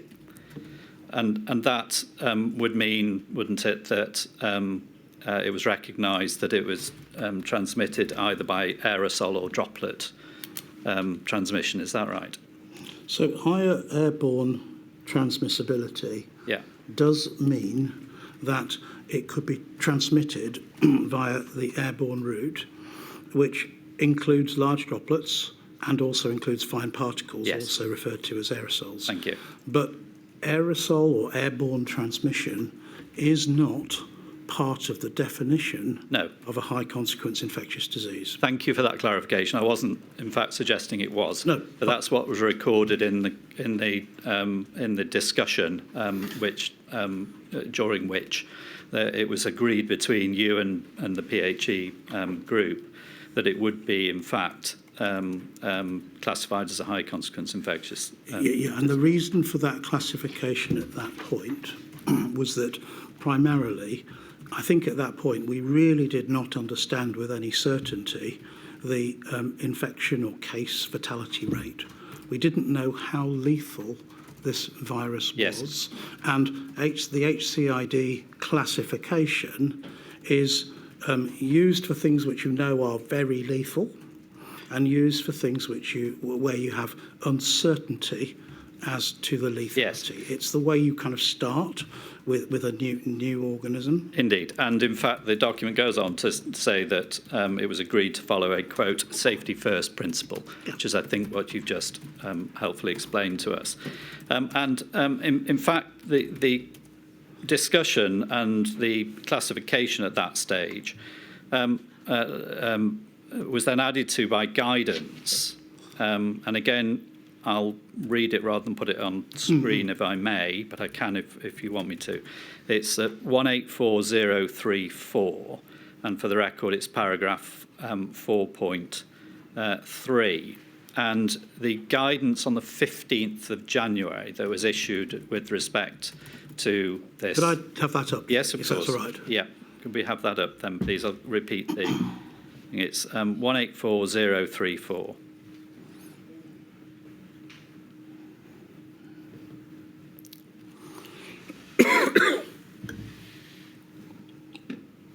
Right. Sorry, can we just have the first page up first, just so we can orientate us as to what it is? Thank you. So it's the Wuhan novel coronavirus infection prevention and control guidance, 15th of January. Yes. So can we go to the paragraph that you helpfully had already been put up. Thank you. 4.3. Page before, I think, yeah, 4.3.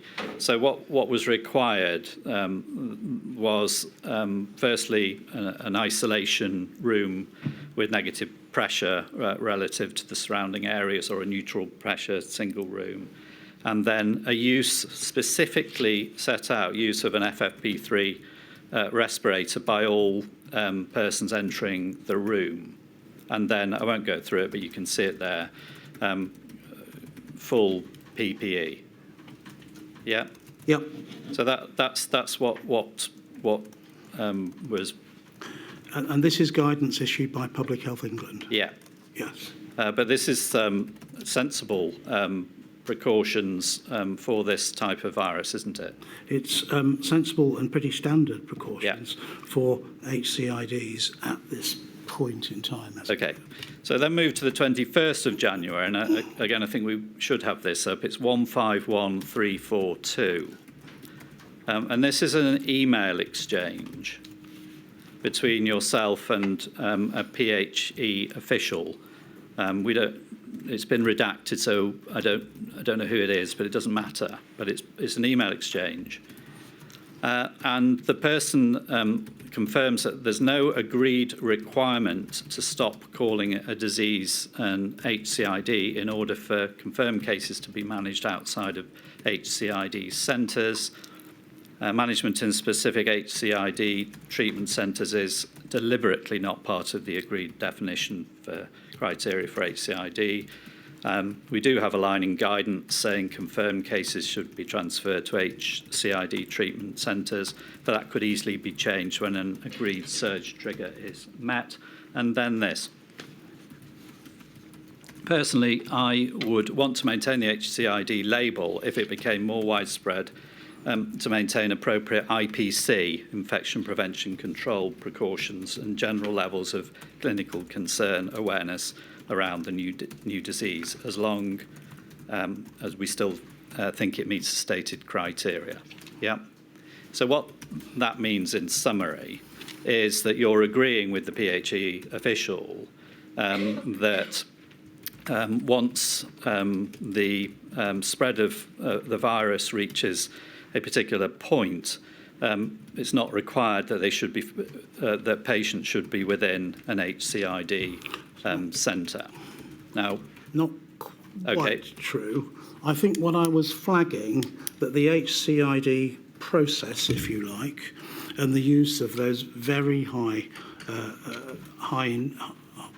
security beds, there was a step down, and a known step down, to the 500 or so infectious disease beds, which again have enhanced infection control, but that there was no provision or understanding about what happened when you got to the end of those 500 beds. Okay. And it was very clear that we were going to get to there quite quickly. Okay, well, can I take this in stages? Yeah. So the HCID scheme, if I can put it that way, is that there's a standing capacity of high isolation beds. Yes. So if there's a need for isolation, the HCID patient is put in there. But it's well recognised that if there's more than a small number of such patients, then that can't It just apply. can't function. And so it's completely impracticable to have a standing capacity of thousands of empty beds. Indeed. So it starts off with an HCID unit, small number of beds, and then if that isn't sufficient, you then have to open it up, and you move on to the high dependency unit capacity, or whatever you have, and you have to use practical means to expand the capacity to the best isolation that you can manage within the capacity that you have. Is that right? Yeah, that seems okay. Yeah, okay. But what is being said here is that although that is fine, what should be maintained are the IPC precautions around that. Yeah. So that was personally my view. Yeah. The other factor that was later, I was later made aware of, that is that specimen handling and the whole process of treating patients under kind of HCID rules means that your total capacity is lower and your speed of movement and handling of specimens particularly is lower and more cumbersome. And the classification of HCIDs lies with the Advisory Committee for Dangerous Pathogens. I'm coming to that. Good. So the point is that it's recognised that you have to be flexible about capacity, and therefore the HCID classification allows for a surge, a trigger, which opens up the capacity, and you have to do the best you can with the capacity. So I don't think it allows for it in the sense of it has always allowed for it. Yeah. I think this was new thinking. Okay. I think this was a new situation. The guidance we've just been to sets out the need for the isolation units, but not in terms of specifically HCID units. But it does specifically refer to the FFP3s and the particular requirements of personal protection for the staff. And that's the distinction I'm drawing. So that's whether it's the HCID guidance or not, that's the guidance that was in place here, which I've just taken you to. Okay. Yes? I'm all right so far? Yeah.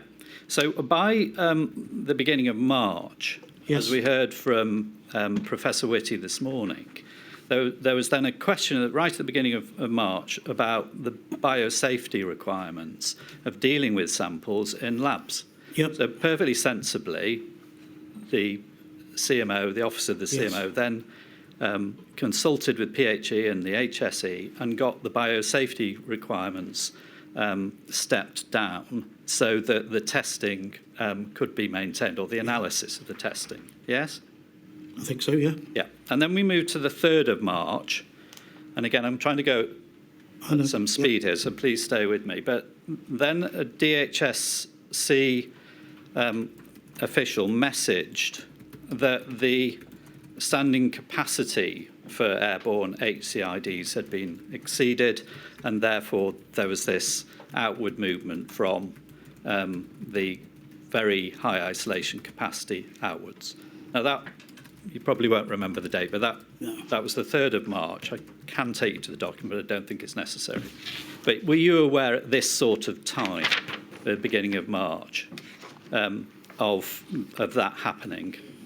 In accordance with what we've just been through in I can't remember the date, but I entirely expected that we could not continue to manage a very fast-growing epidemic of hospitalised patients on the infectious diseases network, within the infectious diseases network. But this was what we've just been through, the 21st of January email. The expectation was that if this did become widespread, that this would be necessary. And here we are at the beginning of March. It has been necessary.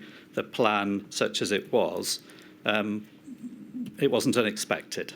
No, I think I kind of flagged that there was probably a gap in the plans that didn't kind of bridge between what we classically envisaged HCIDs to be handling, such as Ebola cases, to something that was then becoming a persistent, and widespread infection. But let me just add a little bit to that, where the threat of infection to others was changing over time, so it was not exclusively about the healthcare environment, and it was starting to be more about the general community environment. In other words, the opportunities for exposure to the virus were starting to change.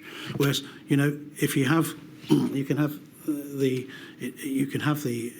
infectious diseases unit, the HCID, full of Ebola cases, but there's no risk in the wider community. Okay. It's contained. This was very materially different. Yes. Okay. So I'm now moving on to the final part of where I'm headed with this, and that's the 13th of March, and NERVTAG met, and I think we need this up. It's 212195. Oh, thank you.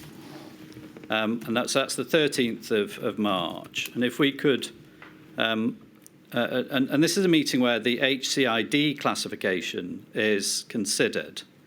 And just to remind ourselves, this is where we're in the crisis phase, the exponential rise in COVID cases, okay? So if we could move to page 4, please, and paragraph 2.5.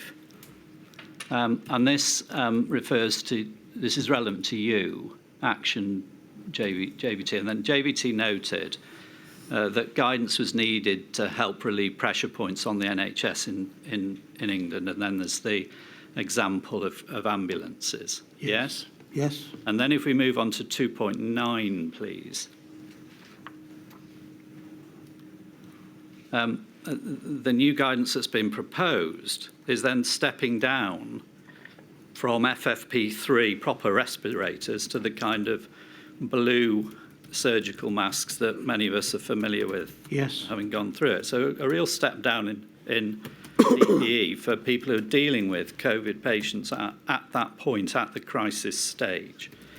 And then, if I may, 2.10, there's a recommendation there that the reclassification of COVID from a HCID is considered by the advisory committee, which you were referring to earlier. And then finally, on this document 211, please, there's an update where you'd spoken to Professor Evans, who had advised that HCID status was discussed, and the committee were unanimous in supporting the declassification of HCID. Now, just to complete the picture, well, first of all, you've therefore got the recommendation that it's reconsidered, and then you've got effectively a decision in the next paragraph referred to, which suggests that the decision has already been taken. Can you help us with that? No, I don't think that's the case at all. Have I misread that? Well, I mean, clearly they're sequential minutes, but the minutes aren't written the moment a NERVTAG meeting is finished. I don't suppose we have the publication date on these minutes, do we? I'm not aware of that. No, we just don't. Okay. But that will be worth looking into. Yes. But likely, having received an instruction from one independent advisory body in the shape of NERVTAG, who were requesting that ACDP looked at this, likely I moved very fast on that. Yes. And likely this should have been reported as an action point that I had done really quickly. And this was almost a kind of post-meeting note that was the consequence. Okay. I just can't spread any further light on that. No. But I refute the suggestion that this was a fait accompli. Yes. I'm extremely fastidious about appropriate procedure. And if NERVTAG had asked for that, I would have asked ACDP in due course. Yep. This would not be kind of retro-constructed, as you might have been suggesting. Right. Well, I'm exploring rather than suggesting, but the one paragraph says a recommendation, effectively, and the next one refers to what's effectively a decision. And the reason that you, however it lands, the reason that you were in touch with the professor about this is because they were effectively the decision-making body. ACDP, absolutely, yes. Yeah. And it would be worth possibly seeking some supplementary evidence from the ACDP minutes to understand exactly how that happened. It may not matter, but I was then just going to take one final document, which is 119498, which is the 16th of March document at the top, although it does say the 19th of March at the bottom. It probably doesn't matter, but just to orientate us in terms of the date. But this is the Four Nations HCID definition and list group, chaired by the head of emerging infections. And I won't take you through it, but this is ostensibly a review of the HCID position and then changes the position at the end of the document. And of importance here is that this is a 4 nations group. So this is where the 4 nations are brought together. So in terms of this, first, I've got 2 points on this just to finish with. But who's actually making the decision here? Is it the professor from the group that you were in touch with on the 13th? Or is it the 4 nations group? Were the 4 nations CMOs involved in this? I mean, what was the process here? I am pretty certain, but I can't answer the question about whether the HCID definitions group was a subgroup of ACDP, but clearly my instruction was to contact ACDP, and it may well be that this is some kind of subgroup of ACDP, but the participants are from the public health agencies, Public Health England, Health Protection Scotland, Public Health Wales, and Public Health Agency of Northern Ireland, and therefore Cora, and I can't tell you who they were. But the 2 dates, the 13th and the 16th, it does seem by the time this review has taken place, the decision's already been taken. Look, I can't give you. I just can't give you any clarity on that. If I could, I would. Final point: the upshot of this is that right at the crisis point, the classification of COVID is being downplayed, and one of the key points, perhaps the key point here, is that healthcare workers, there's now no requirement for them to have respirators. The requirement is for them to have simple surgical masks. Why is it that happens in the eye of the storm, when the cases are going exponentially and healthcare workers are at the highest risk? Why is that happening now? There wasn't the clearest understanding at that stage that there was that fine droplet transmission was dominant, and I can only surmise that the people who wrote the guidance, Public Health England, felt that the predominant route of infections was droplet, and therefore a surgical face mask was adequate. But I can't give you a better answer than that. Well, I mean, you were involved in these discussions, but let me just put this to you. Was this decision to reduce the protection for healthcare workers because there simply weren't enough FFP3 respirators? Not by me. Thank you. Mr. Witherby, I appreciate you've been trying to stick to your time, and I'm very grateful. Did you want to ask the question about why did it take so long for medical masks to be recommended? I wasn't going to go there, but thank you. Thank you. Right, I think it's now 7.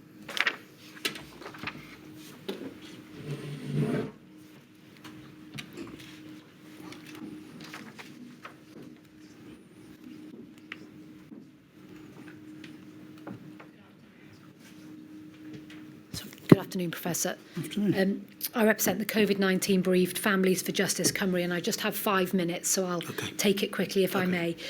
Just one topic from myself, and that is in relation to the 4 meetings convened by Mr Gove in his capacity as Chancellor of the Duchy of Lancaster, and your perspective on how useful they were to a 4 nations approach to handling the pandemic. We understand from your witness statement that you attended some of these meetings. So if I can take it in a staged approach, please. Yeah, okay. We understand they started around May 2020. That's the evidence we have. I'll have to go with that. Okay. I can't tell you. And in terms of the purpose of these meetings, you say in your witness statement, ma'am, this is paragraph 5.12, that they were chaired by Mr Gove, and the purpose was to exchange information and to coordinate across the devolved administrations. So it would seem from that explanation that you're not suggesting to this inquiry that Mr Gove was using these meetings to gather views from the devolved administrations to inform UK government decision-making. That was not the purpose.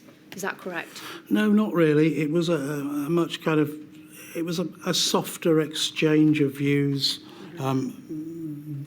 I think really mainly by the ministers who were on that call about kind of what was happening and literally exchange of views and information. And I was there in the room really in case there was a technical question.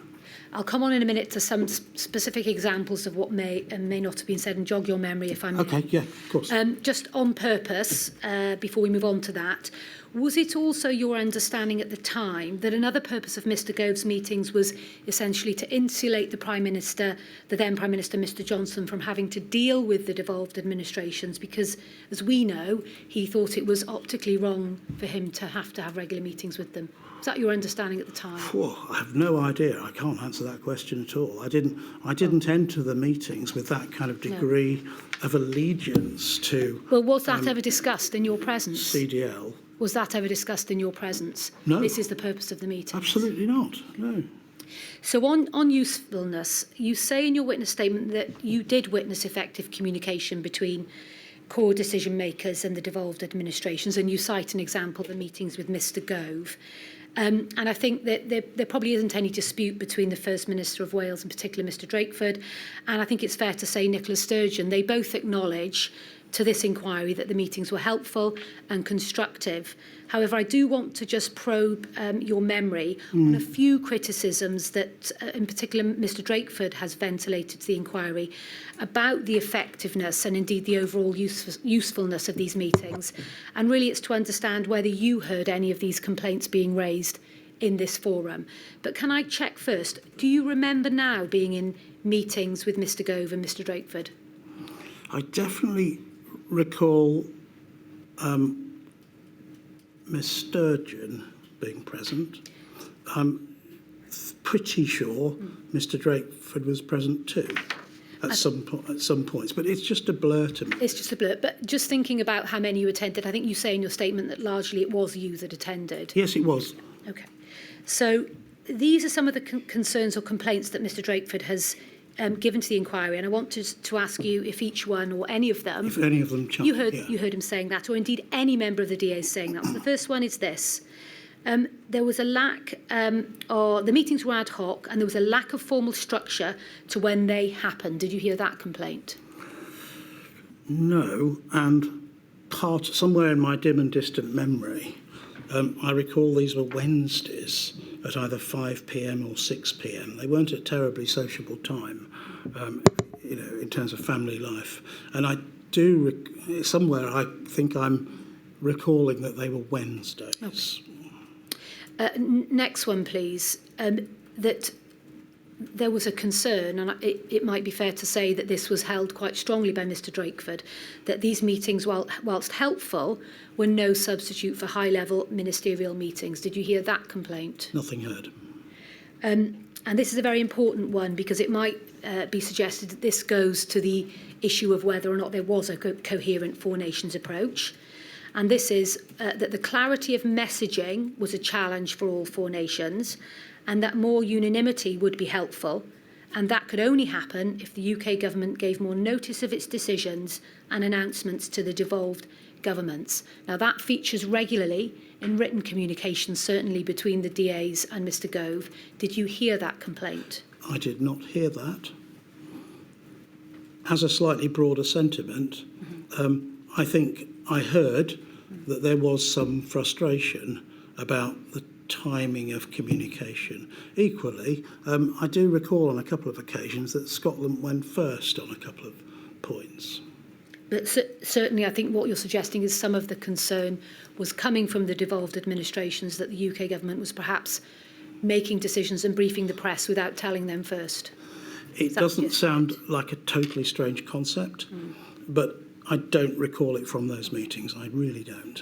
And so finally then, did you hear any complaint from any member of the devolved administrations, including Wales, at these meetings about communications?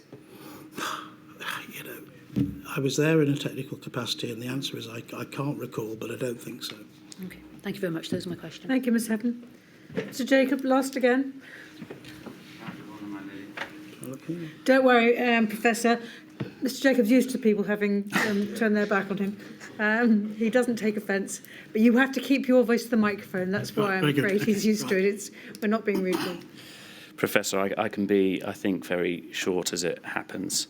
My questions are on the same topic as the questions I directed to you, your colleague, Professor Whitty, this morning, namely financial support for self-isolation.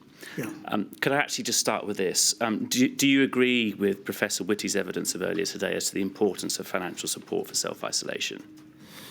I think it was, very easy, or relatively easy, for people in well-paid jobs with very good employers who would allow them to self-isolate and who could continue to do their work in a kind of isolated way in the home. But I think it was enormously difficult for people who were not fortunate enough in our society to have those kind of jobs, who had jobs where it was, kind of essential to earn money to actually be out of the house. And I think this was an essential part of the package. Professor, my lady, if you don't mind me going a very tiny bit off script, I will be very short. Professor Whitty referred to heated debate within government on the issue. Is that something that you were party, or is that really his preserve, given his particular involvement in meetings in Downing Street and so on? The package of support handed down to people who had to self-isolate, who were, for example, self-employed, was just kind of way above my pay grade. Fine. Can I just ask this then? Was this issue on the importance of financial support something that was foreseeable prior to the onset of the pandemic? And I have in mind your own sort of research and expertise. Prior.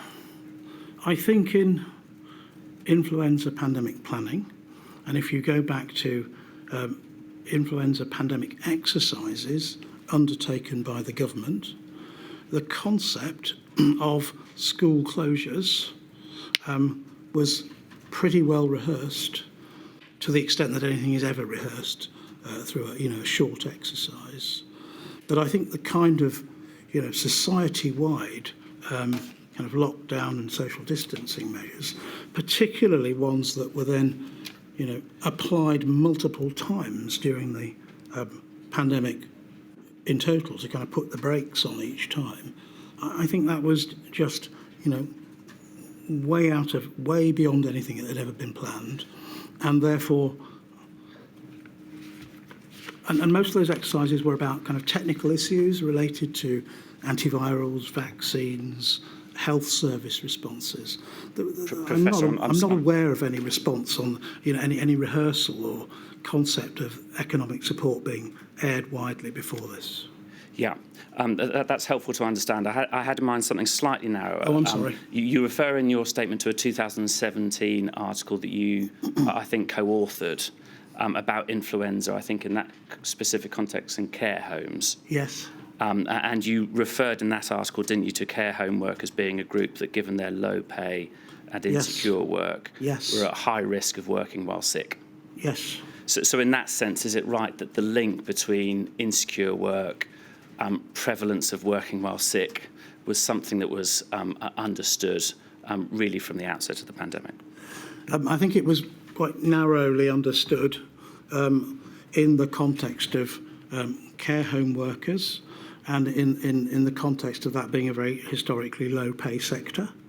And in particular, there's a point there you didn't mention about the care home worker who works in 2 or 3 different care homes because they can get a shift here, a shift there, and together, by going to 3 different homes in a week, that makes up the family income.